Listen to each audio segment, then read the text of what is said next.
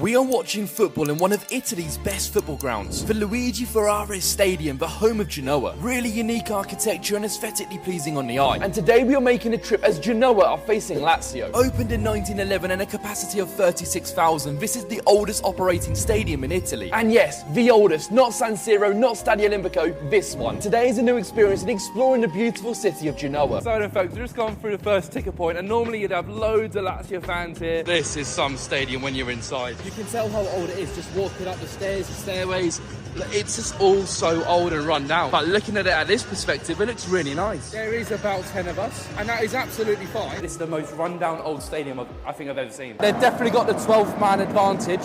I mean, there's 30 of us in here. All right, we're on the way, come on. Let's see how this one plans out there. Genoa fans, flags behind the goal. To be fair, they've got like two ultra sections, both behind the goal. And in all fairness, they're creating a good atmosphere. Letting off pyros behind the goal and all this. Tell you what, Genoa have already made a few mistakes, and to tell you what, they should have really done better with the ball there. They are really letting off the pyros behind the goal, orange as well. Quite a nice atmosphere. Oh, this ain't good though. Flipping heck.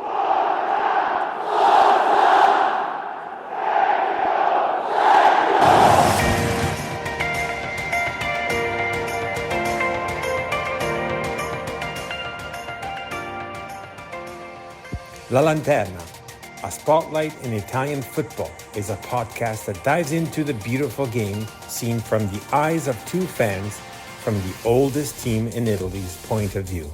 My name is Fabrizio Cardone, Canadian and Genovese, together with my friend Matt Killen, an American-born and Genoa fan. Every week, we'll tell you all you need to know about the only team you need to know about, Genoa CFC. Plus, we'll have guests and provide updates from around the magical world of Italian football. And after a brief clip from a video from Fusion Josh on YouTube for a video that he had about coming to watch the match Genoa Lazio all the way from England. His video was I Watched Lazio with 30 away fans. And now, benvenuti, welcome to La Lanterna podcast. This is Fabrizio from Toronto with my best buddy Fabry. How are you? It's Matt coming at you from New York. How's it going? Hey, it's all good. Summer, no, it's not there yet. Spring is kind of fluking here and there. You getting like warm days? Is that what you're saying?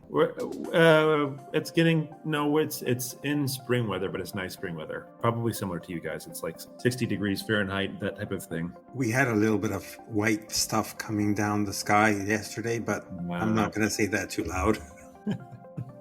But anyways, so what's happening? We're talking about calcio because that's more or less what we should be talking about. Anyway, I mean, that's not true. Being La Lanterna podcast, we can also talk about our beautiful city of Genova, which is Genoa, and we'll never deny that, being the oldest club in Italy and with the oldest also stadium in Italy, which, by the way, I would like to first open about the stadium. No news. There was this new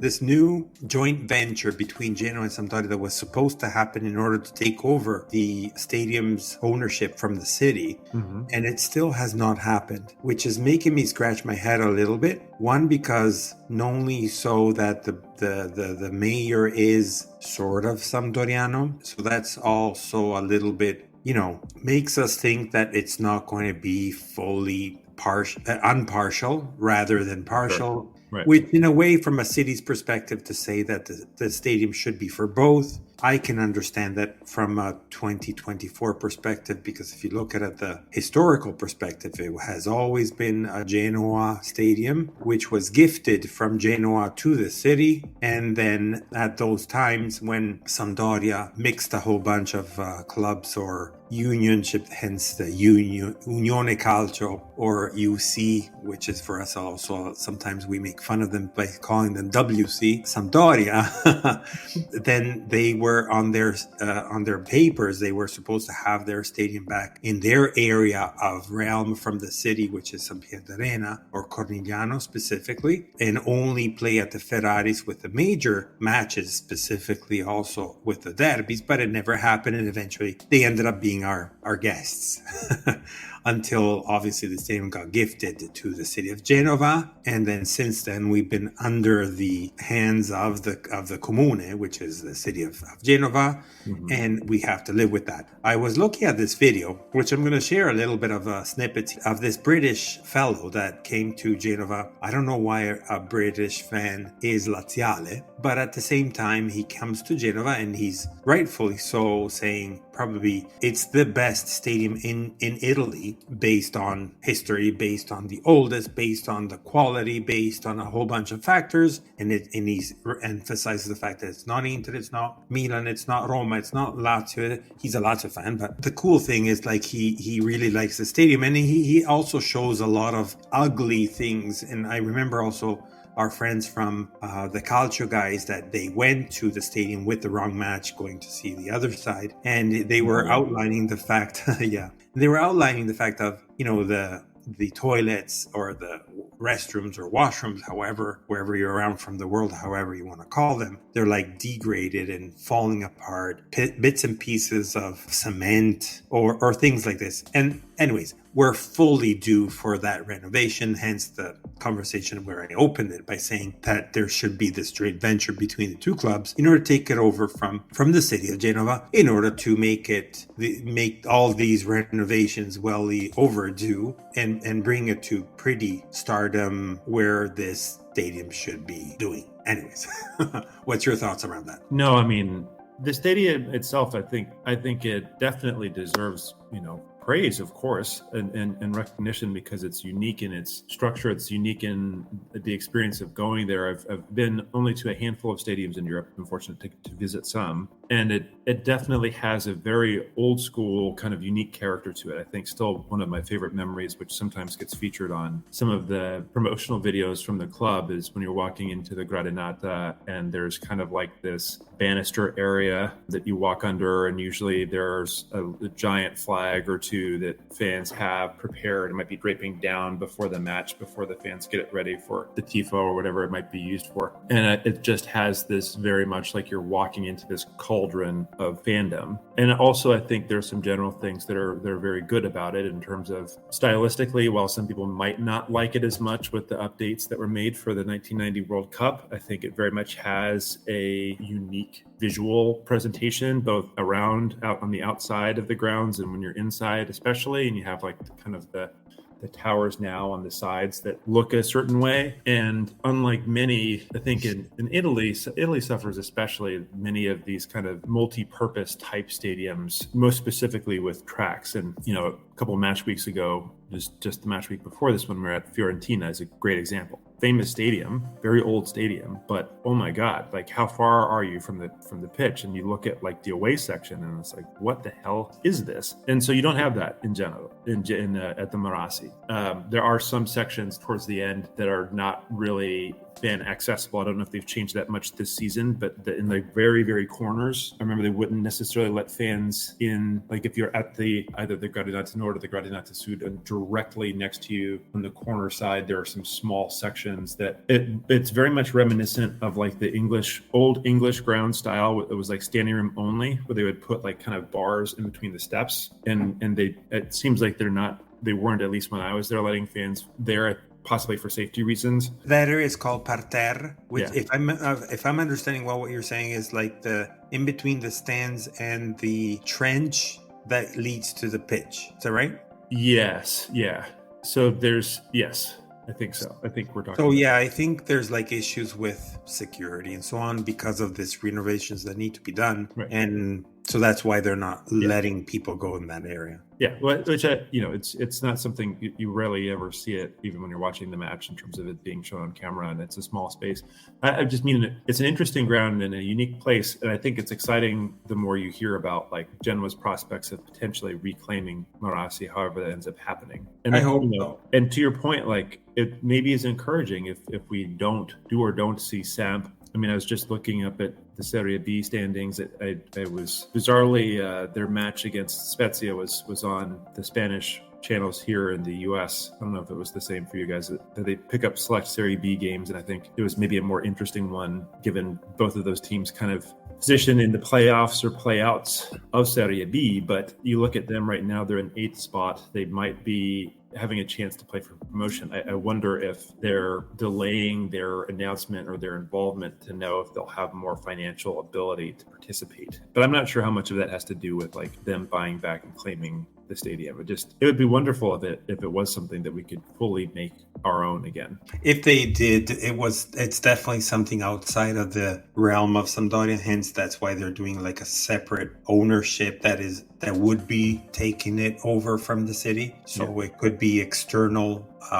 investors and whatnot. So independent, yet faking it to be sort of from Sampdoria. But I mean, I don't know. I in a way, I wish it was all ours. Obviously, that's wishful thinking. From the other side, obviously, they say they claim it to be their own because they've always been only playing that in their very fairly short history. So they don't know anything other than that. Yeah. Well, anyway, what you're saying, though, it sounds like maybe there's potential that it could be fully owned by Genoa. That's the interesting part of it. There is a potential. I mean, I doubt it just because a lot of politicians around there are more pro-Samp, unfortunately. But if it was not influenced by politicians, it would be there would be higher chances. Let's put it that way. So we're here a little bit, maybe saddened, maybe indifferent, but there was a match, obviously a match.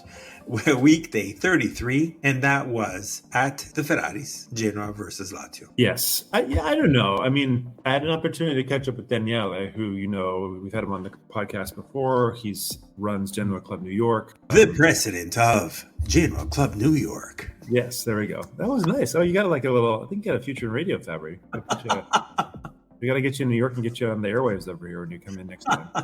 But I was able to kind of see him on Saturday really briefly. And I don't know. I think his response and my response was kind of the same. It sucked. We had some decent chances in the opening part of the first half. Maybe we could have made a little bit more out of the match. Luis Alberto scores a ridiculous goal and we lose the game. And it's kind of, I think I actually like Will had a comment in our group chat as well about, today not really being as bothered. If I'm being completely honest with you, I know we're supposed to have all of the results on our sleeves, as we say in the US, about your emotion coming in and out of the match. But for me, a little bit of disappointment, but it wasn't something that really ruined my day. I don't know how you felt about it. Actually, I do have an opinion around the match. Meaning, I sympathize with the fans that are upset. Obviously, after the match, I was upset myself too, because you're playing at home. You have this tremendous fans that are following all over Italy. You have the highest percentage of occupancy of the stadium in all Italy.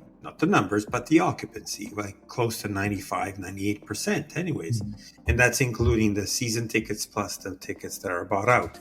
Once again, at home, we surpassed the 30,000 mark, which, just a reminder for everybody, the capacity of the Ferraris is like just shy of 34,000. Having said that, we're comfortably in a spot, 12th spot, more or less, some points less, some points more, far from the 11th, but far also from the 13th. And definitely like light years from relegation. So mathematically, it's not there, but I would say it's virtually done. And it has been since, I guess, for at least 2 or 3 months. Sure, in the last few matches, there hasn't been a lot happening. Sure, we have had a lot of chances that we could have taken advantage of, but ultimately that was never the goal. And that has to be not undertaken a lot based on the fact that who cares? Meaning, sure, we could have gone higher. Like if all this just to say, what's the club indicating to our coach is, I need you to do a very tranquil season, establish yourself in Serie A, and then we'll talk about it next year. Next year is going to be something similar, a little bit on the higher level, maybe not Europe yet, and we're going to get to that comment soon, but it's going to be trying to establish ourselves even further, even maybe stronger. Look at even Monza, and I'm not saying that they're better than us, I'm just saying look at what they're doing. Bologna, and or other teams anyways, right? So when I see these fans getting all upset because we're not getting above the 8th, 7th spot, I say just take it easy. Also because what I am seeing is Gilardino is trying to do some trials, some trial outs, like some certain players, some certain schematics. So I see him doing some.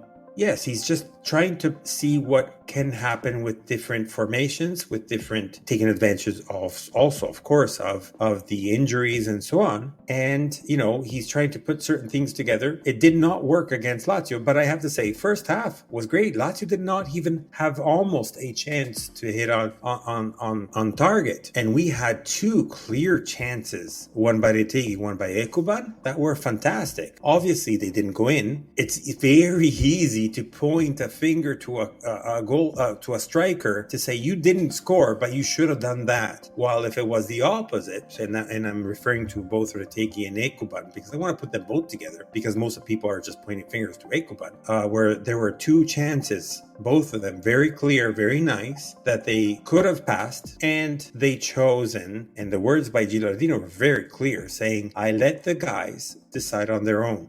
When you're a striker, in the minute of the moment, that you have to decide what you want to do. It can go well, and maybe it would have been better if you passed it. It doesn't matter, because ultimately it could have gone either way in both of the scenarios. It's easier for them to decide to kick the ball towards the net rather than passing it. De Vinter, brought down by Ekuban. Still with Ekuban, lovely work. He tried to catch out the Lazio keeper. Yeah, I don't look at it like in a begrudging way and man, we just threw away a point or something. I think we should have scored for sure. I do think that it's not unreasonable for fans to be meanly thinking about Ekuban's chance. Of course, we are fans, we're not players, and the decision that he needed to make was not an entirely completely clean one, in the fact that there was a Lazio player that was kind of in the way of him laying the ball off. It wasn't like it was absolutely just 3 versus the keeper and nobody else. And I also think that he did so much with his run to make that chance happen, which was really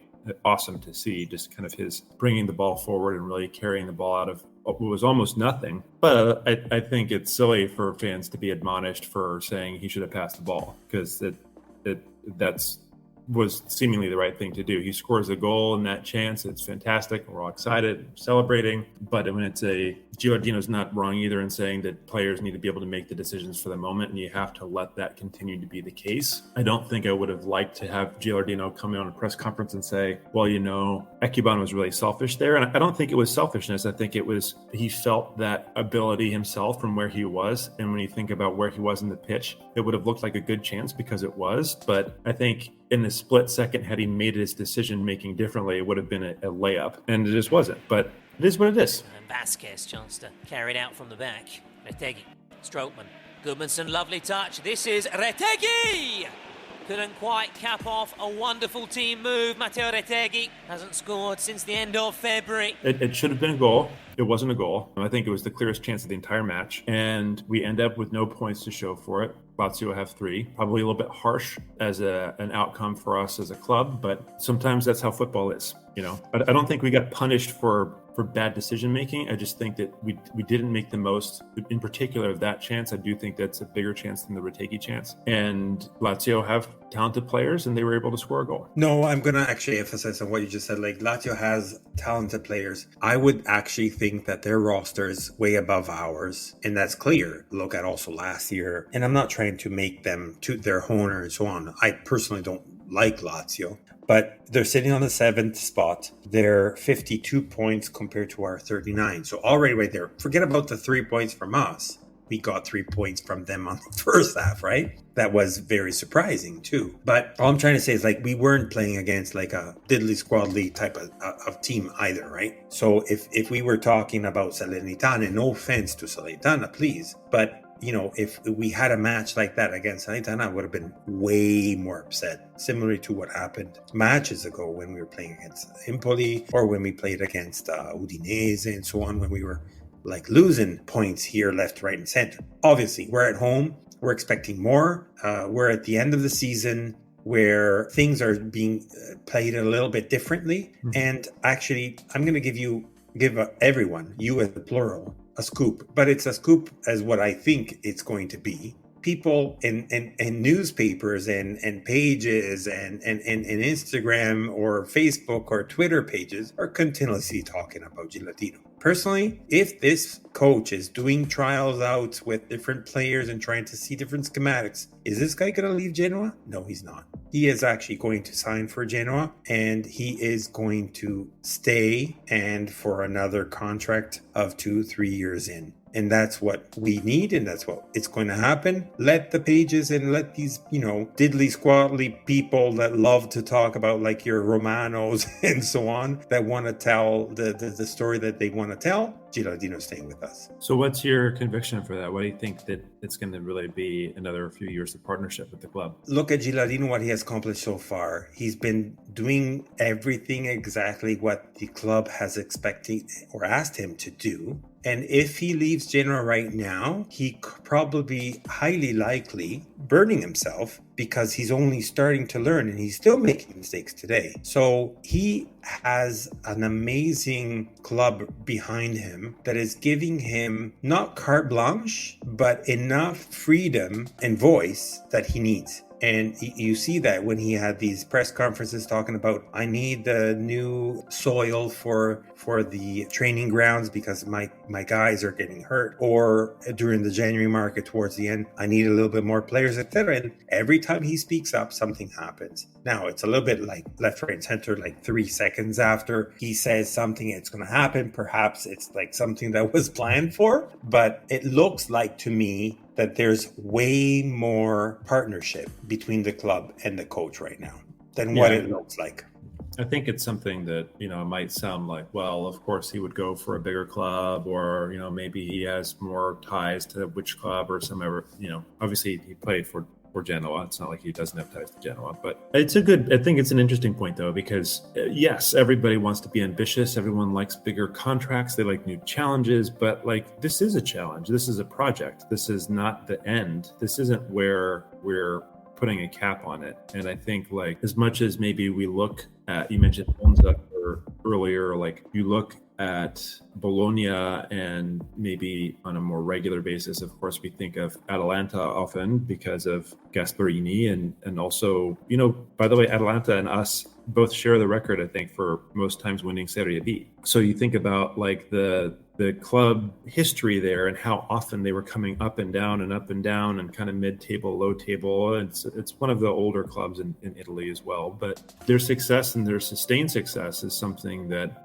has really been Gasparini's mark and what he's done to change their trajectory. And staying here at Genoa, in Genova, gives Gilardino really an opportunity to become in a similar echelon. Thiago Motta all of a sudden has a target on his back because he's done this fantastic job with Bologna out of nowhere, I think is fair to say. I don't think anyone really thought Bologna were even going to be competing for the Conference League, let alone the Champions League. Gasparini's been doing this for years. I think for Gilardino, it's a task to say, trying to right-size this historic club in Genoa, a club which you've played for, a club with which I think much as there's been kind of unfortunate bad fan reactions, one of the things I think I appreciate the most about Gilardino, which I think this was somewhat before my time, but in my exposure to him, I actually think he maybe has more of a patience and perhaps an understanding than even Gasparini did of fans in Genoa and of Genovese in general. Understanding the temperament, maybe not always being there, understanding that fans kind of react very much and react quickly and differently and sometimes aggressively to certain scenarios. There have been several times this season where there have been displays from fans in what has been a fantastic season for us, or a fantastic first season back. And I think he really gets it. He gets what's going on. And so like, while it might seem more obvious that he would take whatever big offers on the table, there is something to be said about being in a place where you're valued and there is still more to go here. Our story doesn't end, as you said, with being in the 12th position in Serie A. That's not what our goals are. That's not what our vision is. And so it's almost more of a challenge to him to say, do you think you've already taken us out of Serie B. You've steered us towards safety in Serie A. Can you take us into Europe in 2 years' time? Can you build on this squad as we become more ambitious and add more players and give you more opportunities? He's had success I don't know if you think this. I think this is interesting. I still think about our conversations with Gabe, one of the Fiorentina fans we had on a few weeks ago ahead of that match. And he mentioned his appreciation for the team and how solid we are in approach, which definitely has been a hallmark of Gilardino. But I think we've actually been a lot more shrewd defensively this season, even than when we were in Serie B. We always had a good defense in Serie B. I don't know if that comes to mind to you too, but I bring it up just because I wonder, as we continue to look at the squad and look at ways of investing in the squad and building through the squad, does that also give Gilardino more opportunities to grow from a tactical standpoint? Do we have more players at our disposal with different capabilities that allow us to deploy the team somewhat differently, which is, I think he's already been pretty tactically flexible this season, despite mainly rolling with a 3-5-2. So anyway, lots of very interesting things, I think. And, I kind of understand, I guess, people maybe wanting to see more against Lazio and whatever, but I don't know. It's just, I think we have been so competitive. And in the time that I've been a fan of this club, I can't really remember a season where we've really, truly been competitive with just about every single team. And honestly, we were competitive with Inter when we were at San Siro. Regardless of the result. Yeah. And I cannot really remember a season in the time that I've been a fan where that's been the case. Top to bottom, looking throughout the league, Genoa absolutely belong in Serie A. And we've had frustrating losses, we've had frustrating draws, we've lost a lot of points at the end of matches, but there's a real, it's just so exciting. And I don't know if there's anything else you want to wrap on the game itself, but I think some of the comments more recently from Blazquez and everything else were interesting to touch on too in that regard, just because I think that it's just very exciting the direction that the club is going in. No, just to wrap this close thing, and then I'll let you lead into the Blazquez interview. For all those widowers of Gasperini, obviously it's a dream that many want, because that was the last, adding to your comments, you were a fan, you didn't see anything. He was the last coach that brought us any type of results and so on by leading us to Europa League or so on, right? But at the same time, I want to say, let's move on from that. Let's stop playing that card that we've got to learn from being under Preziosi of, rehiring coaches second, third, fourth spell, and enough already. We have an amazing coach. We just have to be patient with his learning and growing with us. And that's the important part as well. And that's what was happening with Gasperini. And let's just make it happen. Who cares when they say, well, when Gasperini came, he ends his season at 46 points and we're only at 39. Well, you know what? Who cares? It's really every season is different. It's a very competitive season. First of all, separate topic, but same on this competitiveness. Congratulations to the second star of Inter. That could have not been a better win by winning the second star against their antagonists of the same city. So a derby. Amazing. Yeah. That couldn't have been anything better. It was, I have a couple of friends who are Interisti, and they were absolutely to the moon. Literally, one of my friends was I was ugly crying when we won. Which is it's appropriate. I'll give that to you. It is. No, congratulations to Inter on their second star. So not only winning the Scudetto fight, I was going to say three things that happened thanks to the derby against Milan is winning the derby, winning the second star, and winning the Scudetto. And going back to something that you were talking about before, looking at Bologna, they're sitting solid at the 4th spot. Who would have ever dreamed about it? Not even last year, even at the beginning of this year. And they're sitting at 7 points to the 5th, with the news that Italy is going to have 5 spots certain now in the Champions League. So that almost makes me think, if you look at now the one below, that was Roma sitting on the 5th spot, but there's Atalanta sitting right 1 point behind them at 54. So that means 8 points to the possibility of losing that CL spot. Are they going to lose it? I highly doubt at this point. And that's Thiago Motta, that everybody hated him when he had the initial year spell with us. They're making fun of him with his 2-6-2 module, which was a vertical looking at of the formation rather than the horizontal. And they were making just fun of him and graduating with full marks above everyone else. And Gilardino is the same. So I don't know. I believe in Giraldino. Absolutely. All right. So you mentioned about an interview with Blazquez. Blazquez is our CEO, and he had an interview with an English-speaking podcast called The Debrief. And so he came on and he talked about really like Genoa's past, present, future, kind of all of what has happened really since 777 came along. Came into a bit of a nightmare, to tell you the truth. I mean, basically the club was near dissolution. If you look at the numbers, we had a cost in excess of, between the roster was about 70 million in cost. We had like 4 coaches being paid at the same time. We had additional expenses of like 25 million for all kinds of things, from loans to agents to many things. We went to Serie B, probably in part for our own mistakes. We prepared the Serie B campaign very carefully to ensure we have a winning team. We were able to return while reducing our structural costs. We managed to get extreme support from the sponsors, from the city, from the fan base. So we had like the 5th largest season ticket holders in Italy, both Serie A and Serie B, which was a huge accomplishment for us. We had some of the highest attendance even during Serie B. Fast forward to this year, we managed to have, I think, the 3rd cheapest points per salary spent in Serie A. We had the highest percentage of stadium attendance in Serie A, nearly 98% of all games. And we had like the biggest ever season ticket holders in the city's history. We'll have next season, we'll have a sustainable club. Being a top 10 team is critical in Italy. But what means to be in contention is that we should be fighting in the last 8-10 games of the season. We should be basically within reach of Europe. In every single season we compete. To compete against, you have the likes of Milan, Inter, Roma, Lazio, Fiorentina, and Atalanta, etc. To compete for European competition is not easy. There is a huge gap in budget from our team to their teams, right? But starting next season, to be in contention, to be within reach of Europe, after 2 seasons from now, to have a realistic shot and qualifying for European competition. That's our goal. That's a stated goal we had, and that's what we're trying to do, to be ambitious, to basically be always in contention for European competition.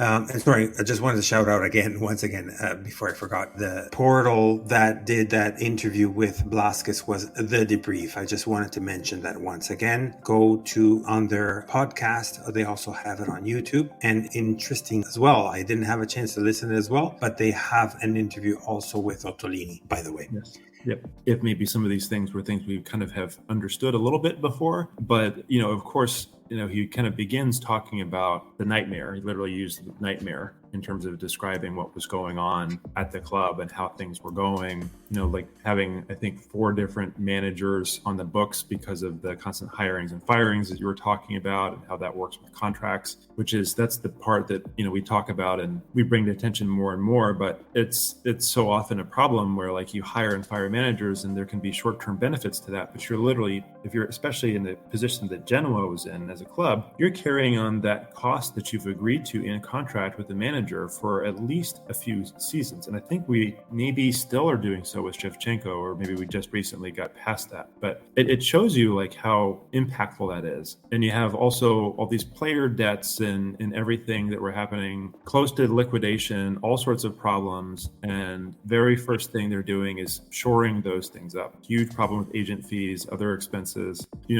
We talked about kind of the pragmatic approaches that have been happening. Actually, this was one thing that he brought up, which I thought was interesting. So you said before, we're 12th in the league in the table today. So going through match week 33, 12th spot, 39 points, -5 goal differential. If you look at the table based off of points to wages as a ratio, we're in the 3rd spot of all teams in the league. I suspect Bologna must be 1st, and maybe Monza is the team ahead of us in 2nd spot. But I think that's fantastic when you think about I don't points. know about Monza. They seem to be small, but they have it seems to me they might have a high wage, but yeah, it could be. Just speculating, because when you look at the teams above us, like obviously like the traditional big 6 all probably have higher wage fees. I would imagine Atalanta as well do when you're bringing on players like Scamacca. So I think it must be maybe Porro or Monza in addition to Bologna. But regardless, third spot in the entire league when it relates to the ratio of points that you're having in comparison to the wages that you're managing, which is, a story to tell about how Genoa have moved through the season. And, you think about all the other things that have happened. You mentioned earlier, 98% attendance in every match that we're having at Barassi, which is the best in the league in terms of attendance ratio. Another fantastic point. And I think what made a lot of people really excited is his view towards the future. He mentions getting into top 10 already being difficult because of budget differential and things like that. But he said very plainly, we're looking to compete for Europe and enter the competition in 2 years, starting from now, meaning that if not next season, the season after, we will be earning a place in the European competition, I think is why. Actually, let me remark that. So he actually said 2 years. So that means obviously we're trying to do something next year, but the aim, the club's target is the season 2000. I have to do the math here now. Hold on. We're in 23, 24, 24, 25, 25, 26. Yes, that's right. So it's basically looking at that next season being one of those ones where you're looking at the table and Genoa are hopefully pushing for a Conference League or a Europa League position, and the season after that being when we earn it, when we get it. I think that's kind of the vision for what they're looking for, which is obviously incredible. I mean, I think some of this interview, hearing it and reading it, it just gets you excited and gets you energized for the season. I wanted to put on the kit myself and get out there and play because it just there's just so much there. But, there's some other things that came up, and Blazquez has always kind of been about this, but he said one of his quotes in the interview was, during the season, I've never put salvation as an objective because we need to be thinking high and not low. We need to be ambitious. When you think about kind of how our past had come into play, obviously our famous night in Liverpool, being able to have nights like that, again, be part of the story of the club, which I think is not something to say is ridiculous and something that you can say the club deserves with its rich history. So, and Blazquez has always kind of come out and said things like that about I'm not just talking about being safe. And so I don't think it contradicts the things we were saying earlier about this season being a success in a mid-table position. But it's just exciting when the person pretty much running the club is saying, look, our vision, our view is European nights. It's fantastic away days. It's showcasing a club for the world to see in the best European competitions that are there, and in doing so sustainably. He did talk a little bit about transfer policy and how the club have had to kind of deal with getting there. He mentioned a bit about Dragushin and the fact that, I think they probably you can infer they would have preferred to have accepted Bayern's offer because it was much larger, but building a way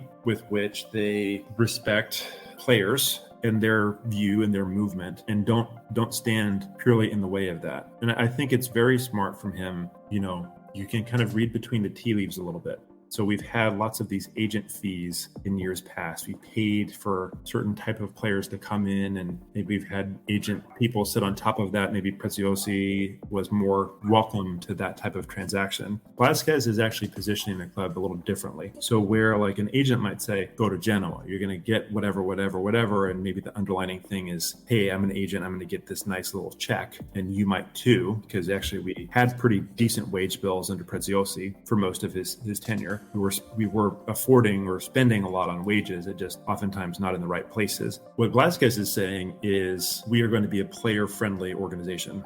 We are going to let players navigate where they want to go. We're not going to get in between a player and their own ambitions. And what he's kind of saying with that is basically if a player wants to leave, if they want to grow and go somewhere else, maybe we're a stepping stone on part of that process and we're comfortable with that. Goodmanson was also part of the interview, and he was mentioned in somewhat of a similar way, but in very positive terms though, in saying that he has a very good relationship with him. He talked about how much he has bonded with the fans, and I think how much Goodmanson also has bonded with the city of Genova, which is true. I think you can just see that that in the way he carries himself and the way he interacts. But he mentioned as well, like, because there's obviously rumors about him potentially leaving, that as a club, like, it's ultimately his decision. And our focus and emphasis is making sure that that happens. I just think it's very smart, because as much as, like, I would not like to see a player like Goodmanson leave, we will better be positioning ourselves to find a player like that. It's not an easy feat in the way that they're thinking about player movement and player management, and how he's haggling over players in some more antiquated transfer fee policies and saying, you need to give me this amount of money or we can't have you speak to him or something else. I don't think we're going to be looking at players that come in here with an express intention to leave after a season or something of that regard. But I just think it's a smart way of trying to navigate transfer policy and hopefully be attractive for other players. And I also think that, like, you know, having 777, there was a little bit of things talking about there. Sidou Fini was mentioned because of Standard Liège, you know.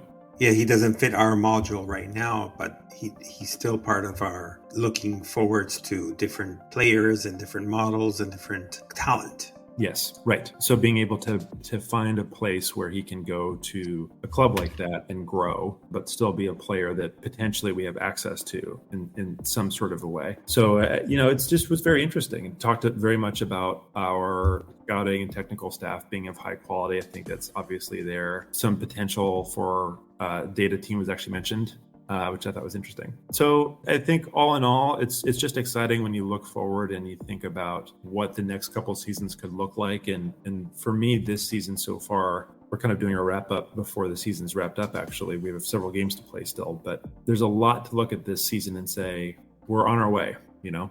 Let's quickly talk about some merchandising. There's been a couple of updates, actually. So I think since the last time we spoke, maybe there was a pre-match shirt that was released, which was in celebration of the documentary on Genoa and its fans, Ovunque e Comunque, which it has that kind of slogan and phrase on the back in the same font as the film.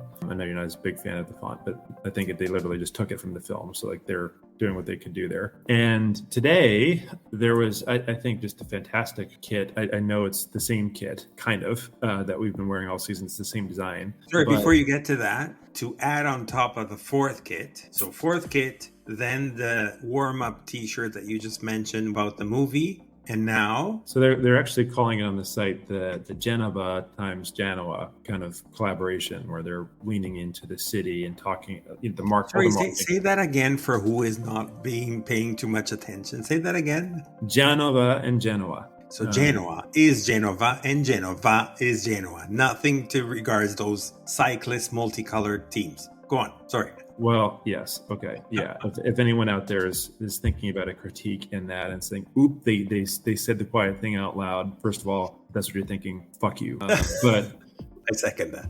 But, you know, I think it was a celebration day of St. George. So, of course, San Giorgio, as is known in Italy. The crest of the city of Genova bears his flag, the same flag, of course, that waves over England. And so in celebration of that, all three of the primary shirts for this season, the home shirt, the away shirt, and the 130th anniversary third shirt, get a kind of a little bit of a makeover, and they're doing a couple of things. So today there was a release for the fans where you could get either the fan shirt, or there's like this kind of in-between shirt that's not quite the combat shirt the players wear, that has Genova on the shirt. That's the sponsor, is the city of Genova. So it just has the words Genova on there. It looks really, really nice, and the Rosso blue, because it's got, you have the GEN and OVA. I think it just like splits it perfectly. And then you have the shield of San Giorgio on the sleeve, which is great. And I think it might be the first time since like that red shirt from like the 2015-16 season that we've actually had the shield of San Giorgio on a shirt. I guess technically that one third shirt we had from Kappa like literally had the flag on it. It had the cross on it. But the first time that we've had the shield since, I loved that shirt. I might be in You mean just the shield of Saint George only? Yeah, they didn't. In that shirt they actually replaced the badge. Maybe some things here and there, but regardless, it doesn't really matter how often they've done it. It's just a nice tribute. It's a nice kind of connection to the city. That's really the thing that they're playing up with this, and the connection there. Maybe a clever way to sell some shirts, but I love it, and I would definitely probably going to be pulling the trigger on one of them. They are also auctioning off so that these shirts will be worn in our upcoming match against Cagliari. And they will also, as has been custom, well, actually, this will be somewhat different. So I think they're going to auction off the shirts from this match. I know that they've been offering, you could buy the player worn shirts or player issued shirts separately for a higher price, which is also kind of a cool way of allowing the fans to be connected with the club and with the players. I don't know if that's actually the same thing they're doing here, if they're auctioning it off separately, but regardless, there's potential for fans to get their hands on the player worn shirt as well following Monday's match. Monday match. So small parenthesis before we get to that. In Italy, they've been ranting a lot about, rightfully so in a way, about Genoa have not been played. I'm doing this a little bit with a voice of disappointment from ranting about it, about Genoa not being able to play on a Sunday at 3 p.m. because that's what they're used to since the order of what Serie A was all about since the 80s, 70s, and whatever that might have been. But I'm a little bit disappointed on that just because as long as Genoa plays, it doesn't matter. Obviously, and that's where I get a little bit upset, is too many matches on a weekday rather than a weekend. So to me, sad. I get people may have been working the day after, go to work, and they go with their families. Saturday, Sunday doesn't really change, and it doesn't really matter. To me, actually, it has a little bit more atmosphere in the evening rather than the afternoon, but that's just me. If you look at a match on the evening with the lights on versus the sun on, it's a totally different thing. But again, that's me. Sun on. Well, the weekday, it's a different thing. Like, the biggest issue I found was last week. We had a match on Monday and a match on Friday. So that, don't think it's fair. We had way too many matches on a secondary note or whatnot be. But anyways, just small parenthesis there about this complaint that is happening in Italy that Genoa has only played once, I think, because I don't see what's the big hiff about Sunday at 3. Modern soccer doesn't matter anymore about the Sunday at 3, whether it's... I will. The only thing I'll say is I kind of get it. Look, I think you can understand both sides of it, and it sucks because this is how it feels like we've not had to pay this price as much as in years past. I mean, how many times did we play the Derby della Lanterna on a Thursday night? And just are you fucking serious? This season hasn't been as bad, but we're kind of getting put under the wheels of broadcast rights, sponsorship, decision-making people. And that means trying to eke out every dollar, which means trying to get every person to watch as many games as possible, which means all of a sudden every team playing Sunday at 3 doesn't happen anymore. And there's something that kind of takes a little bit of the romance out of the game and removes it farther from being about a community of people who gather around a team in a really local way, in a really traditional way, because essentially you're serving people who are not there, or people who are perhaps interested and not able to make it. But more specifically, you're probably servicing people who are not in directly the community to watch that match. That's why you're doing that thing. And so I can understand why people are upset. Sorry, no. If we want to compete against CPL, we have to be international. If we want to be international, we have to be open to different hours. I'm not a big fan of the 12 p.m. local time, which means 6:30 in the morning for us. It's Yeah. I mean, I get that. And why not then introduce midnight? Because for us would still work well. Yeah. No, I mean, yeah. It's a complaint that we're kind of like old man screaming against a wall type thing. I get it. It's something that the train has left the station. We're not changing this anymore. This is how, unfortunately, sport has become. But I don't mind people thinking longingly about the days when it was a lot simpler. But anyway, on to the match itself. So let's go into predictions. They said Cagliari against Genoa at the Ferraris on a Monday. Talking about this, what do you think? Well, let's start by saying that Cagliari have had a much better second half of the campaign. They're actually only two spots behind us in 14th position. So we're on 39, they're on 32. Granted, we have a negative 5 goal differential to their negative 20, so maybe not all those matches have been exactly as competitive. But I think this is a match, obviously, that as as a Genoa fan, and also just looking at our form, I think we would want to win this one. I think we're more than capable of doing so. It's really interesting. We're really dead even in terms of our goals scored per match, with us scoring on average about 1.1 goals and basically the same for Cagliari. Their goals conceded are a little bit worse than how we've come in, and they have not kept a clean sheet in the last 6 matches. I think that, I personally felt, I didn't think that Giordino really got anything wrong against Lazio. I feel like we have an opportunity to maybe make more of our chances, create more chances in general in the match against Cagliari. And so I feel pretty optimistic about Genoa's opportunities to do so. We should talk about some of the players who will not be eligible. So Maturo hasn't featured for us much this campaign anyway. I really kind of would love to see him play more into the next campaign. I think it looks like probably we won't see him for the rest of the season. Messias, unlikely to play. Mattia Bani, unlikely to play. Malinowski, unlikely to play. So we'll have a handful of senior players again not able for us from the outset. I mean, I did kind of enjoy, I like how we lined up against Lazio. I'm not going to lie to you.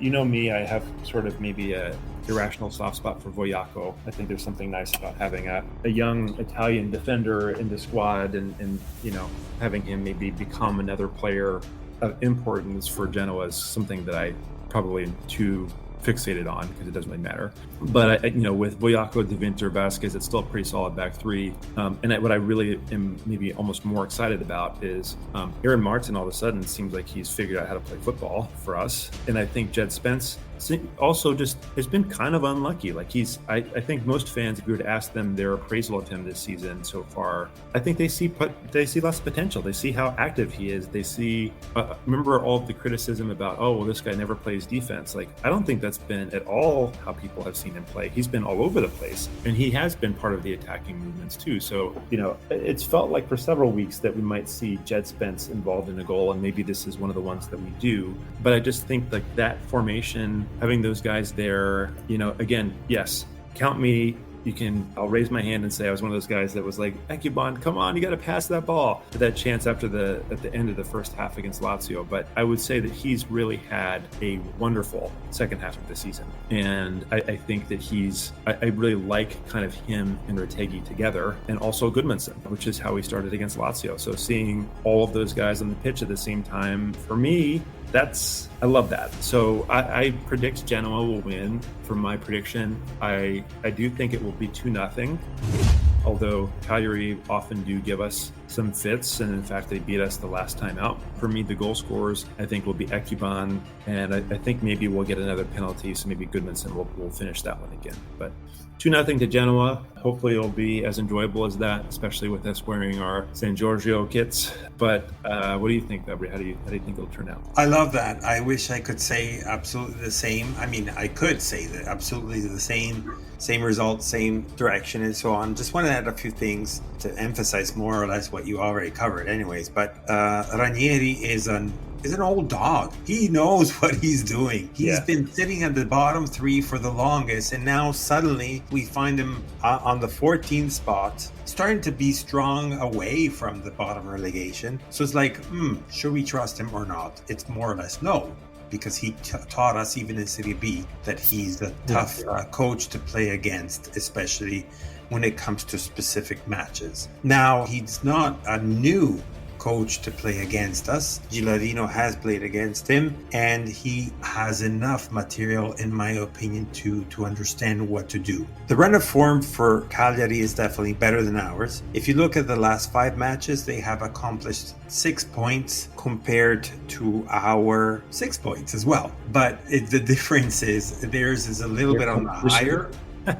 It seems like their results are a little bit on the higher note because of our last loss against Lazio versus Cagliari that has tied against Juventus, which is they were winning 2-0 against them. Yeah, just to add, I mean, tied against Juventus, tied against Inter, and beat Atalanta are their last 3 matches. So I think it's fair. Yeah, maybe we're level on points in the last 5 matches, but if those are 3 of the teams you're playing in those 5 and you get 5 points out of it, that's not bad. Mind you, we did lose against Inter, and on the papers we did lose but it should have been a tie. We all know that. Interisti know that as well. Against Juventus, we did tie as well.